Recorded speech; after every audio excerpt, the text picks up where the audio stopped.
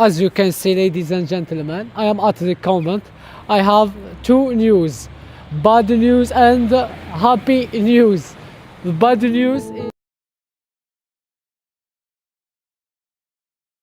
in the loud, chaotic, and drama-filled world of YouTube renovation channels, there are the stars who crave the camera, and then there are the people who actually get the work done.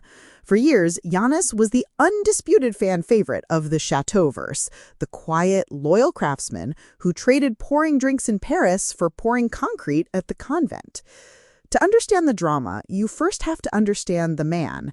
In the chaotic world of the Chateauverse, where personalities are often loud and the drama is high, Yannis was the quiet anomaly. He didn't arrive as a wealthy owner or a flamboyant designer. He showed up as a friend, originally a buddy of Mo's, who traded a bartending gig in Paris for a pair of work boots in rural France. Over the last few years, we watched him grow up on screen. Under the mentorship of Simon, he went from a novice, holding a trowel for the first time, to a skilled tradesman tackling massive restoration projects. He became the fan favorite, not because he courted attention, but because he just worked. He was the loyal soldier, the guy who showed up early, stayed late, and never got involved in the family politics. That's why this week's deleted video hit the community so hard. When the most loyal guy in the room gets locked out of the building he helped save, you know something is broken behind the scenes. Yannis isn't just a builder anymore. He's the collateral damage in the Petherick family divide.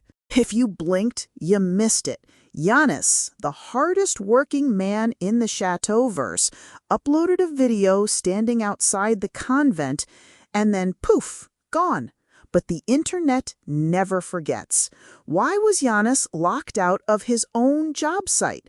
And why is he suddenly praising Gwendolyn while Billy is nowhere to be found? Today, we're breaking down the timeline of the lockout and asking the big question: is the convent project dead? Let's look at the facts.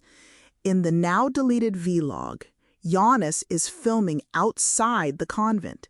He claims he can't get in to continue his work on the apartment because he forgot his key or the locks were changed.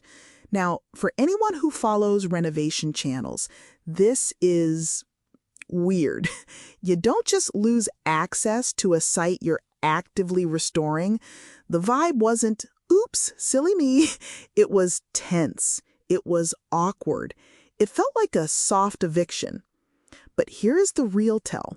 Instead of waiting for Billy to let him in, Yannis pivots. He reveals that Gwendolyn, Billy's partner, or perhaps ex-partner, depending on the rumors you believe, has moved him to a completely different project, a cottage on the Chateau grounds. He didn't just mention it, he heaped praise on her. He talked about her vision, her management, and how great the cottage is going to be. The silence regarding Billy was deafening. By moving Yannis, the star contractor, away from Billy's pet project, the convent, and onto her own project, the cottage, it looks like the assets are being divided. So what does this mean for the channel? The lockout video confirms what we've all suspected. The Billy and Gwen split is real, and it's affecting the business. The convent was their massive joint project. If Yannis is being pulled off it, that suggests the convent is on hold, perhaps indefinitely. Yannis deleting the video was likely damage control. He's a professional. He doesn't want to be caught in the middle of a domestic dispute. But the message is clear. The happy family renovations era is over. We are now seeing two separate camps: Team Convent, Billy, and Team Cottage, Gwen. The question now is, can Billy finish the convent without Yannis? Or will that massive building sit empty while the content shifts to Gwen's cottage? If you're looking for where the dust has settled, you can find him on his personal channel, Yannis the Homewrecker. And let me tell you, the vibe shift is palpable. If the Petherick channel is reality TV chaos, Yannis' solo content is plastering zen. Gone are the frantic montages of Billy changing his mind 5 times about a single wall. On his own channel, Yannis has leaned fully into his expertise, the art of the finish.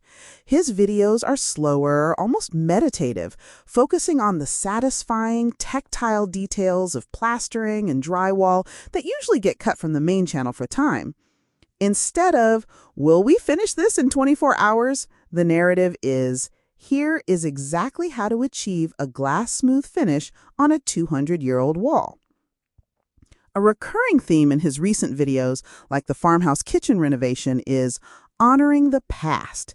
He spends time restoring original features like fireplaces rather than just ripping them out for modern convenience. Here is the real tea for your deep dive. Yannis isn't just working alone. He is currently navigating a strange exile. Despite the split from the convent, Yannis has been heavily featured renovating Simon Petherick's farmhouse. This confirms that his beef isn't with the entire family, just the management at the convent. The dynamic with Simon is noticeably calmer and more respectful, often framed as a project among friends. In a twist that feels very Game of Thrones Renovation Edition.